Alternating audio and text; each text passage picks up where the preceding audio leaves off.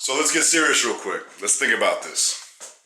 22 subcontractors to build a single family home on average. What does that mean? It takes on average 22 different subcontractors to build a single family home. That's a big, big deal. Think about it. You've got tilers, you've got flooring guys, you've got siding, roofing, windows, you've got gutters, landscaping, concrete, masonry. 22 individual subcontractors hired by one general contractor to build a single family home. Single family is 2,500 square feet and under. Anything over 2,500 is considered a custom home, right? So if you've got that working on one of these projects, a single family home that's 2,500 square feet or under, what the hell are you going to do on your rehab? Because you know, like I know, that your rehab needs every single aspect of this. For the most part, you're going to do tiling, you're going to do flooring, you're going to paint, there's drywall, there might be framing, there's HVAC work, there's electrical, there's plumbing, there's all these different subcontractors that have to be in the job. So how do you handle that? How do you manipulate the rehab to accommodate this? Well, one of the biggest differences that you're going to find is that in this section here, these are the A contractor. Okay? Think about that. It's the A contractor. A contractor.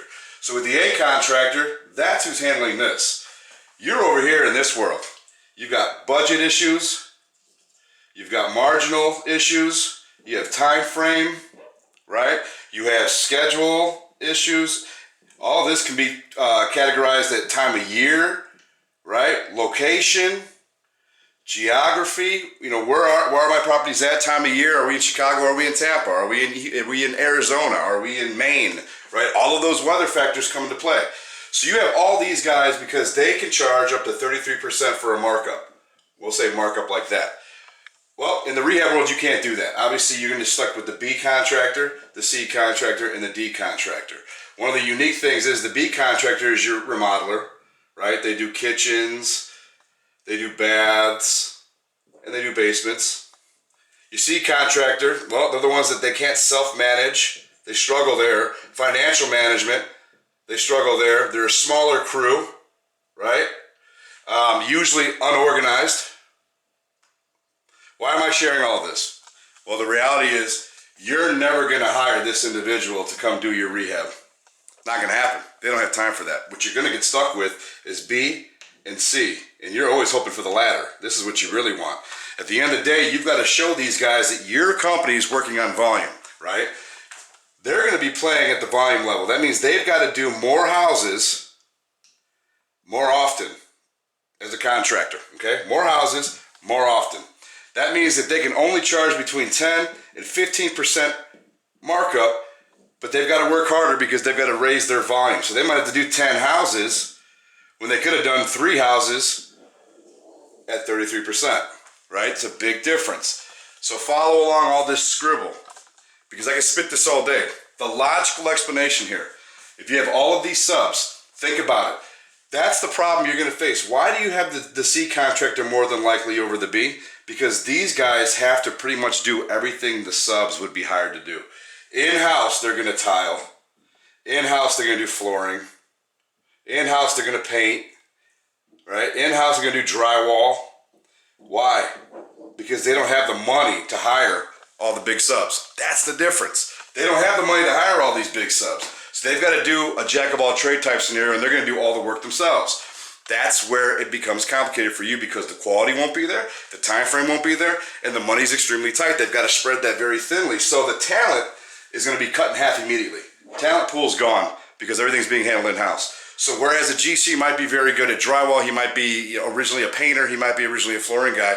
Also now within his 3 to 4 guys, they've got to do all the things you need in a rehab because they barely have enough money to hire an actual sub because the other sub will have their own markup because that's the name of the game.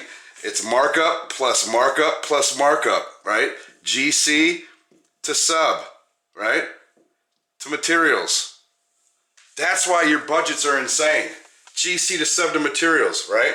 That's why. If you control the labor and you control all your material costs in-house, it's a different story. So when you're looking at this as a whole, I'm telling you, you're never going to get the A contractor. Say goodbye to him. He's gone. He's never going to flip your house. B contractor might do it, but he's not going to have much time. He's not going to dedicate a lot of time to your rehab. Why? Because he's still making his 33% too, working with the consumer, right? So that's a different type of ball game.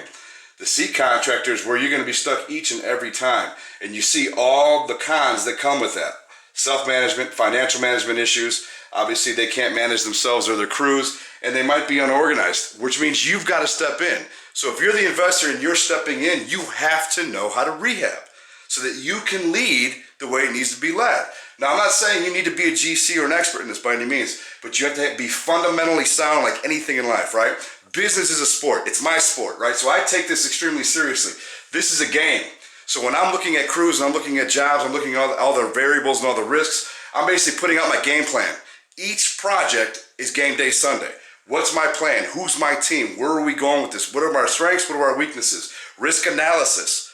All of this is part of production. Production is the first step of rehab. If you don't know what that is, that's why we're here. All of this is just trying to paint you a picture of what you're getting into when you're rehabbing properties. What your pool that you're going to be able to pull from. You're never going to get that quality guy who builds single family homes. Never. Because you're stuck in the C range. This is you all day. So that means you need to learn this game very, very well, and you need to consistently train your mind and find teams that'll help you evolve. That's why the Rehab Depot exists. If you're interested further in knowing about these, email us, Ryan@therehabdepot.com. We'll get you into classes, we'll get you into boot camps, but this is ongoing. Never think that for 1 second you can learn this and go do it, because it always evolves. You must evolve. So I'll leave you with that, man.